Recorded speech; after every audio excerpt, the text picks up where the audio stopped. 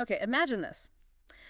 Think about a creature that, well, for centuries was literally the definition of impossible. Right. A bird so mythical, basically. Exactly. So much so that the Roman poet Juvenal used its name, to describe something that just couldn't happen. He said, "A bird as rare upon the earth as a black swan." And that phrase, it was purely based on European experience, wasn't it? The assumption was just, well, all swans are white. End of story. For 1,500 years, yeah, that was like the gold standard for something that didn't exist Until it did. until it did. And then boom, 1697, everything flips. Dutch explorers, right, in Western Australia. Yep, they actually see them. Real, living black swans. Cygnus atratus. And just like that, the impossible wasn't impossible anymore. It's such a perfect story for this because it shows how our understanding, our reality can just be shattered by one observation that doesn't fit. Totally. And the phrase itself changed. It wasn't just about a bird after that. No, it became this powerful metaphor, didn't it? For any event, really, that you just couldn't conceive of beforehand, but then it happens and the consequences are just huge, reality altering. Okay, so let's take that metaphor and bring it into the now, into the 21st century. And the person who really did that is Nassim Nicholas Taleb. Right. Taleb's the key figure here. So for you listening, our mission today is to really deep dive into his black swan theory. We want to unpack how these, incredibly rare, statistically way out there events actually seem to dominate history. And why we're so bad at seeing them coming. Why do we consistently fail to predict them? And maybe most importantly, what, if anything, can we do about it? Is there a way to handle this kind of radical uncertainty? That's really the heart of it, because if you step back, like really step back and look at the grand sweep of history or finance or technology, it seems like the biggest changes, the stuff that really shifts the needle, often comes from these highly improbable events. Taleb started formulating this, around 2001? Yeah, early 2000s. And he was trying to explain, I think, three main things that were connected. Exactly. Three core areas. First, he wanted to show the massive, disproportionate role these hard-to-predict, high-impact events play in everything, really, history, finance, science. Okay, so their outsized importance. What else? Second, the problem of probability. He argued you just can't calculate the odds of these things happening using standard methods. The math breaks down for true outliers. Because they're so rare, the data doesn't exist in the same way. Precisely. And third, he dug into our own minds. The psychological biases, the cognitive blind spots that make us systematically underestimate or ignore true, deep uncertainty. We like predictable narratives. Which leaves us totally unprepared when a real shock hits. Totally unprepared. So, okay, we're talking about something more specific than just a surprise then. What makes an event a black swan with capital letters in Taleb's view? He has that specific definition, right? The triplet. The triplet, yeah. Right. That's not negotiable. It's what separates a genuine black swan from just, something unexpected happening. Okay, lay it out for us. Number one. Number one, rarity. It has to be an outlier. It lives outside the realm of our normal expectations. Critically, nothing in the past convincingly pointed to it being possible. It's not just low probability. It's outside the known probability space. Okay, so truly out of the blue. Number two. Number two, extreme impact. The consequences have to be massive. Can be good, can be bad. Think the invention of the internet versus a huge market crash. But the scale of the effect has to be extreme. Usually the bad ones get more attention, though. Naturally. Okay, rarity, extreme impact. And the third one, this is the one that messes with our heads, right? Oh, yeah. Number three, retrospective predictability. This is all about human nature after the fact. Hindsight bias. Exactly. After the black swan lands, we immediately start trying to explain it. We construct narratives, find patterns, connect dots that weren't really connectable before the event. We make it seem like it should have been obvious. Oh, we should have seen that coming. Right. But that feeling is an illusion, a cognitive bias. Taleb is adamant. It was not predictable beforehand. That retrospective sense of clarity is misleading. That drive to make the world seem explainable, even after chaos, is really powerful. We just hate randomness. We really do. It's how history gets written as this neat, linear progression of cause and effect. But Taleb argues history is actually driven by these massive, discontinuous jumps, these shocks. Can you give some examples he uses? Sure. He points to things like the rise of the internet itself, the personal computer revolution. World War I, nobody saw that specific conflict erupting in that way at that time. The fall of the Soviet Union. Definitely. A huge geopolitical shift that caught almost all the experts off guard. And of course, the September 11th attacks. A quintessential example of an event with massive impact that wasn't seriously anticipated by mainstream analysis. It's a compelling list. Now, I know people have talked about black swans before Taleb, philosophically Oh, speaking. absolutely. Philosophers like David Hume, John Stuart Mill, Karl Popper, they used the black swan idea, How's mostly to illustrate the problem of induction. The idea that just because you've seen a million white swans, it doesn't logically prove that all swans are white. There could always be a black one out there you haven't seen yet. It's about the limits of knowledge based on observation. So it's more about logic and epistemology. Exactly. It was a philosophical argument about certainty and proof. Taleb's big contribution, his unique angle, was to take that concept and apply it directly to the real world, specifically to events that are statistically rare but have enormous consequences. So he shifted it from a logic puzzle to something relevant for risk, for finance, for understanding history unfolding. Precisely. He added the impact dimension and focused on the statistical properties or lack thereof. That's the key difference. Okay, that makes sense. Yeah. But that leads to something tricky you mentioned earlier, the observer problem. If these events are so world-changing, why isn't the definition clear-cut? Why isn't a black swan for everyone? Because Taleb himself argues that defining it in a way that's, quote, invariant in the eyes of all observers is basically wrong. He says the definition is fundamentally subjective. It's in the eye of the beholder. So what's a black swan for me might not be for you. How does that work? It depends entirely on the observer's expectations, their knowledge, their models of the world. Ah, okay. This is where the turkey comes in, right? The famous turkey analogy. Yeah. Imagine a turkey living a pretty good life on a farm. Every single day for, say, 999 days, the farmer comes out, feeds it, takes care of it. Seems like a good deal for the turkey. It builds up a nice statistical confidence interval. Exactly. From the turkey's perspective, based on all available past data, the farmer is a reliable friend, and tomorrow will be just like yesterday. It has no reason, based on its observations, to predict anything different for day 1000. But day 1000 is Thanksgiving. Right. For the turkey, Thanksgiving is a catastrophic black swan. Completely unforeseen, devastating impact. But for the butcher, Not a surprise at all. The butcher knew it was coming all along. It was built into his model of reality. precisely. So the event itself is the same, the turkey's demise.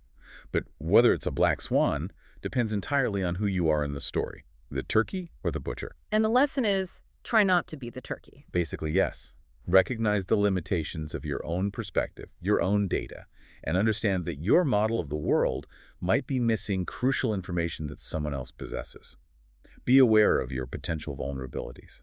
This whole subjective angle played out massively with the recent COVID-19 pandemic, didn't it? There was huge debate about how to classify it. Oh, absolutely. It was a real-time test case for the theory. You had some experts immediately calling it a black swan. Why? Because of the scale. Yeah, the unprecedented global shutdowns, the massive death toll, the sheer disruption to everyday life, it felt like something completely outside normal experience. But others disagreed. Right. Others pushed back, calling it maybe a gray swan. Their argument was, look, scientists and public health officials have been warning for decades about the high likelihood of a major pandemic, probably zoonotic, emerging. So it wasn't completely unforeseen, just highly unlikely in any given year, perhaps. Kind of. Conceivable, even if we hadn't seen that exact virus before. It wasn't outside the realm of scientific possibility, even if the specifics and timing were unknown. Okay, gray swan. But then Taleb himself weighed in, and he had a different label again, right? He did. And this is really important for understanding his specific definition. Taleb called COVID-19 a white swan. A white swan, hold on. How can an event that killed millions and shut down the world be a white swan? That sounds like minimizing it. Isn't that just semantics? It sounds like it, but the distinction is crucial to his framework. For Taleb, a white swan is an event whose possibility was actually quite high, maybe even near certain, over a long enough time frame. So the occurrence of a major pandemic sometime this century wasn't rare. Exactly. He argues that statistically, given global travel, population density, and human interaction with animal reservoirs, a major pandemic was almost inevitable. It was compatible with statistical properties, expected, with high certainty, to happen eventually. So it fails the first test, the rarity test.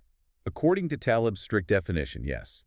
The general event type, a global pandemic, wasn't an outlier in terms of possibility. The extreme impact was there, sure. The retrospective predictability, maybe. Yeah. But the fundamental rarity of the type of event wasn't. So the specific virus, the timing, the exact way it unfolded, those were unpredictable details. But the category of event was foreseeable. That's his argument. A true black swan for him is something where even the category of event itself seemed impossible beforehand. Think maybe the discovery of radioactivity or the fundamental shift the internet brought. Wow, okay. That's a much stricter definition than how the term often gets used casually. It is, and this nuance shows the theory evolving, becoming more granular. We're even seeing this reflected in, like, official research now. There was a Federal Reserve working paper recently. Oh, yeah. Yeah, by Barth and Schruft, I think. Yeah. They proposed a whole spectrum. Yeah. Black swan, gray swan, white swan, even duck, I think it was A called. duck. Yeah, based on things like how much legislative attention an issue got beforehand, news coverage, private sector adaptation, trying to categorize these unexpected events based on the degree of potential forewarning or preparedness, however imperfect. So it's moving from pure theory into like a framework for risk assessment in policy and finance. Seems that way. Which brings us to the really practical question. Right. If these things, especially the true black swans, are by definition unpredictable, what's the point? How do we cope? Do we just throw our hands up? No, definitely not. Um, And this is where Taleb's work pivots from diagnosis to prescription. The goal is not to predict the specific black swan. He thinks that's a fool's errand. you're basically guaranteed to fail if you try to predict the next 9/11 or the next 2008 crash. Exactly. Instead, the goal is to build robustness. Systems, societies, finances, even personal lives that are resilient to negative shocks when they happen. And, on the flip side, positioned to benefit from positive black swans' unexpected opportunities. So less about prediction, more about preparation and resilience. That ties into his later work, like anti-fragile. Absolutely. Anti-fragile is the idea of systems that don't just resist shocks but actually get stronger from them. But before we get there, we need to understand why our current systems are often so fragile. Which brings us to his big critique of modern finance. Ah, yes, the strong language alert he calls standard risk management techniques. The great intellectual fraud. The GIF. Okay, wow. Why such a harsh term? What's the fraud? The fraud, in his view, is the near-universal reliance on the normal distribution, the bell curve, in financial modeling and risk management. The bell curve seems pretty standard, though. Basic statistics. It is standard, but Taleb argues it's dangerously misleading for many real-world phenomena, especially in finance and economics.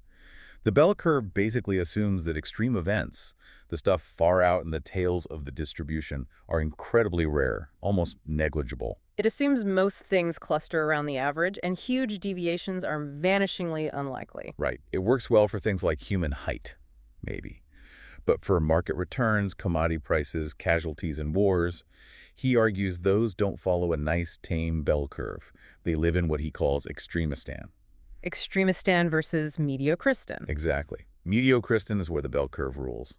Extremistan is where you get fat tails. Fat tails, meaning Meaning the extreme events, both positive and negative, are vastly more likely and have vastly more impact than the bell curve predicts. One single observation can dramatically skew the average. Think book sales, wealth distribution, market crashes. so by using bell curve models, financial institutions are systematically underestimating the probability and impact of crashes, bubbles, and other major shocks. That's the core of the critique. They build models that mathematically minimize the possibility of the very events that could wipe them out. They focus on managing the ripples and ignore the potential tsunamis. It's modeling the ordinary while being completely blind to the extraordinary that actually drives the big outcomes. Which sounds like another one of his concepts, the ludic fallacy. Is that related? Very much so. The ludic fallacy, ludic from ludus, the Latin word for game, is the mistake of applying the clean, neat probabilities of games of chance to the messy, complex randomness of real life. Thinking life works like a casino. Basically, yeah. A casino game like roulette or dice, the rules are fixed, the probabilities are known, the possible outcomes are defined. You know, there are 37 slots on a European roulette wheel. The randomness is structured, contained. But life isn't like that. Not at all. Life doesn't have predefined rules or a fixed set of outcomes. It's full of unexpected twists, changing rules, events from completely outside the game you thought you were playing. Assuming you can predict real-world risk by extrapolating from past data, like counting cards, is the ludic fallacy. So trying to predict, say, the stock market next month based only on the last 6 months of price movements, ignoring potential wars, pandemics, technological breakthroughs. Exactly. You're staying inside the game of past prices, ignoring the fact that the real world can throw a brick through the casino window at any moment. It confuses the model world with the real world. And this leads back to the known versus unknown unknowns idea. Precisely. Standard risk models might try to account for known unknowns risks we are aware of, even if we can't predict their exact timing or severity, like maybe a potential interest rate hike or the chance of a competitor launching a new product. Things you can sort of plan for, put contingencies in place. Right. But they completely fail to account for the unknown unknowns, the risks that come completely out of left field, things we didn't even know we should be worrying about, the true black swans, And those are the ones that can really break the models. and break the systems that rely on those models. Think back to 9/11 again. A financial risk model might have simulated a large, sudden market drop. That's a known, unknown type of risk. Okay.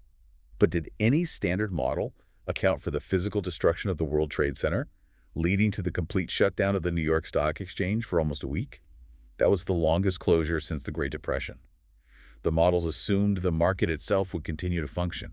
That operational breakdown was an unknown unknown. Or that aerospace example he sometimes uses, the Comet airliners back in the 50s. Yeah, the de Havilland Comet crashes, the classic case. Engineers likely modeled for things they knew could go wrong, engine failure, wing stress under known loads. Those were known unknowns. Just the actual cause. Was metal fatigue originating around the corners of the square windows?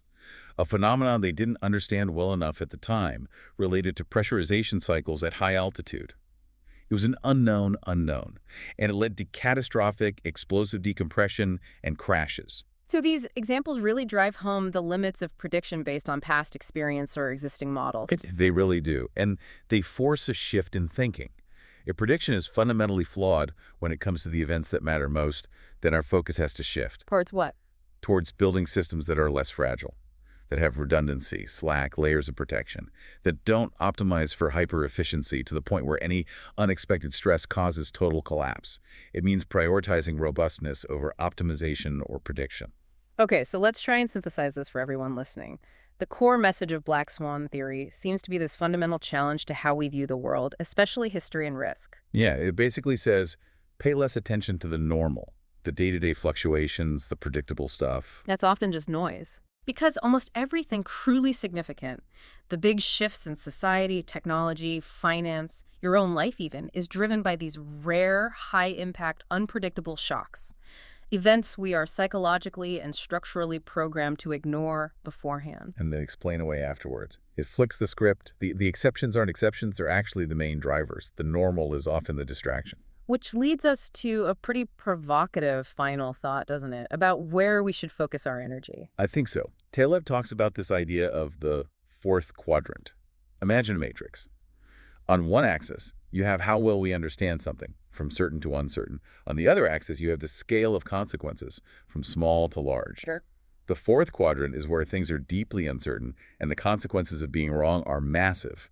This is the domain of black swans. High uncertainty, high stakes. Exactly. And his point is, in that quadrant, trying to refine predictions is not just futile, it's dangerous. It gives a false sense of security.